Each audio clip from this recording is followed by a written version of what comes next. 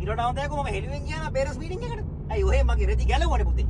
මට නම් තේරෙන්නේ නැහැ පුතේ. දැන් සිංගල් වලට 38යි ගණන් වලට 39යි බුද්ධාගමට 40යි. කාටද පුතේ මේවා කියන්නේ? ඈ? යකෝ ගණන් අතරම උඹට ජාති ආගම බේර ගන්න බෑ. බුවගේ උන්ගින් තමයි මේ සුද්දු මේ ලංකාව ඇල්ලුවේ.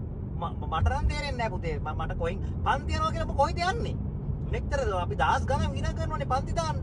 යකෝ මේ ඉගෙන ගන්න වැඩිනේ ඔය වෙන මොනවද ඔය ඔළුවේ තියෙන විදියක් නැහැ නේ. අපි මේ උදේ ඉඳන් හැන්ද වෙනකන් නැගිටලා පාරේ අපි කල්පනා කරන්නේ හෙට කොහමද මේ මැච් එකක් ගහගන්නේ කොහමද උඹලට කන්න දෙන්නේ කොහමද පන්ති වල විඳන් කරන්නේ උඹලට අපි අඩුපාඩුවක් කරන්නේ නැහැ නේ කන්න දෙනවා ඉල්ලන එක අපි ඇඳුම් පැළඳුම්ද පන්තිද ඕන දෙයකට සල්ලි විඳන් කරනවානේ දැන් බලපන් උඹ මොන මකුලක්වත් කරගෙන නැහැ ඔය සරමප්පට්ලගෙන ඉතින් කොහෙද යන්නේ දාම් පාසල් යනවා කියලා උඹ ලකුණු 40ක් ගන්න දාම් පාසල් යන්න ඕනේ නැහැ මට නම් තේරෙන්නේ නැහැ පුතේ මේ දැන් ඔළුව ලේලේ වල එනවා මට මම මේ තමුන් ඔය විදිහට ඒවා මොනා කරගන්නේ කියලා මට නම් තේරෙන්නේ නැහැ දැන් අර මනුස්සයට රෙද්දක් ගන්න මේවා කොහොමද කියන්නේ බලපන්කෝ කාට කැඩනකම් කියනවා ගොල්ලොත් එක්ක ගහගන්න එපා මම ඉදා මොකද්ද පැහැදිලිව කිව්වේ ගහ ගන්නවා නම් අරුවට මුලින්ම ගහන්න දීලා උඹ ඊට පස්සේ ගහපන් මොකද අපිට ඊට පස්සේ කියන්න පුළුවන් ආත්මාරක්ෂාවට උඹ ගැහුවේ දැන් උඹ මොකද කළාද උඹ පැනගෙන කියලා ඔක්කොම කෙලලා දැන් උඹෙන් බේරලා ඉන්නේ බලපන් මොන වින් ලැජ්ජාවක්ද බලපන්කෝ පොඩ්ඩක් කල්පනා කරපන් පොඩ්ඩක් ඉස්සර සමාජයේ තීරුම් ගනි පොලිසියකට උඹ කොහොමද යන්නේ කියපන් ඔය විදිහට මට නම් තේරෙන්නේ නැහැ පුතේ ඔයාගේ අනාගතේ පොඩ්ඩක් කල්පනා කරපන් මල්ලි හැදෙන්නේ උඹ දිහා බලාගෙන